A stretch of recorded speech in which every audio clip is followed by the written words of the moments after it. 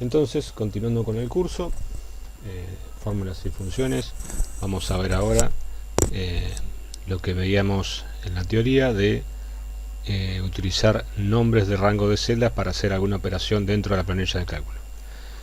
En este ejemplo tenemos entonces una tabla que tiene una serie de divisiones, primero, segundo, tercero, ¿sí? Cada una de esas divisiones con una cantidad de alumnos, y una vez más, como el ejemplo que habíamos hace un tiempo, era digamos que dentro de cada división había un número de aprobados en cada una de las divisiones, y obviamente un número de desaprobados. Entonces lo que vamos a ver es primero la cuenta sencilla de sacar la cantidad de desaprobados con la cantidad de alumnos. Hacíamos el número de alumnos menos la cantidad de aprobados, nos da la cantidad de desaprobados. Entonces acá ahora vamos a ver cómo insertamos el nombre de rango de celdas para que las operaciones sean más amigables, ¿sí? Para que sea más fácil de recordar un nombre de un rango de celda que las celdas en sí. Entonces, si nosotros marcamos desde B1 hasta B4, vemos que en el cuadro de nombres aparece alumnos, ¿sí? Entonces yo dije que este rango de celdas que está seleccionado se llama alumnos. Si selecciono de C1 a C4, voy a ver que se llama en el cuadro de nombres aprobados. Y si hago lo mismo en la columna D, desde D1 hasta D4, veo que en el cuadro de nombres se llama desaprobados. Entonces acá puedo utilizar, fíjense, en la celda B5 puedo utilizar, si ustedes se fijan en la barra de fórmulas, una que es suma alumnos. O sea que va a ser esta función, va a sumar todos los valores que se encuentran en el rango de celdas que se llama alumnos, que es este rango de acá. Lo mismo vamos a hacer cuando yo ponga esa función, copio esa función a la derecha y pongo, en vez de alumnos pongo aprobados, suma aprobados, va a copiar el rango de celdas que están seleccionados en la columna aprobados. Lo mismo en desaprobados. Y si nos fijamos en la columna E, que está porcentaje de aprobados, vamos a ver que podemos hacer operaciones con esos nombres de rango de celda, ¿sí? Por ejemplo, yo acá puedo hacer una regla de 3 simple y puedo comprobar el porcentaje de aprobados, ¿sí? Utilizando nombres de rango de celda, ¿sí?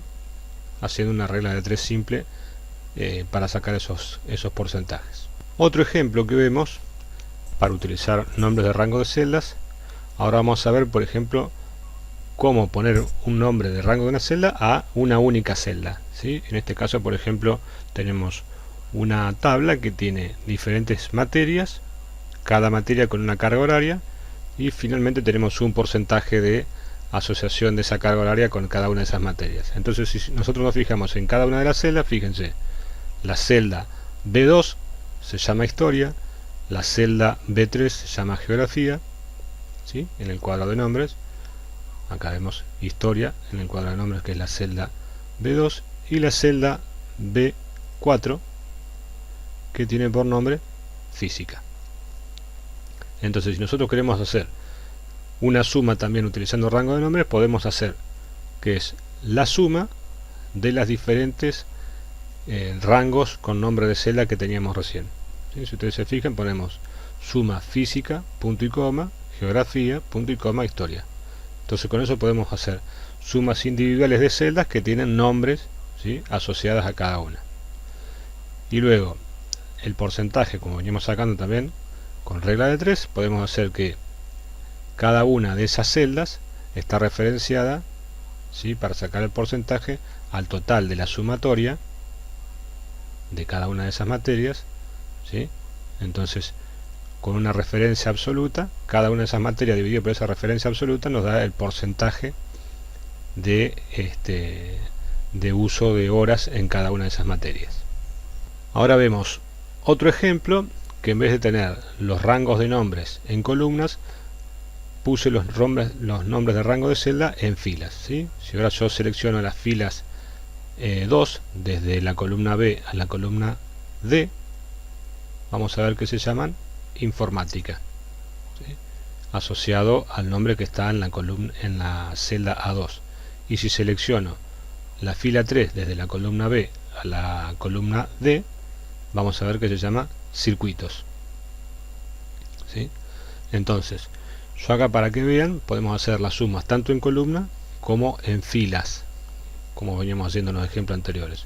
Si yo quiero sumar toda la fila, ¿sí? Por ejemplo, toda la fila esta que está acá, 48, 50, 30, lo que hago es pongo una celda en la columna E que sea la suma de informática, ¿sí? Igual que sumábamos hoy en columna, lo podemos sumar en filas.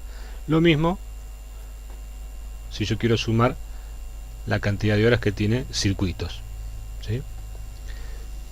Y finalmente, para que vean la diferencia, si yo hago la suma manual de informática más circuitos en cada columna, me va a sumar las celdas que están en A2 y en B2 y en B3, ¿sí?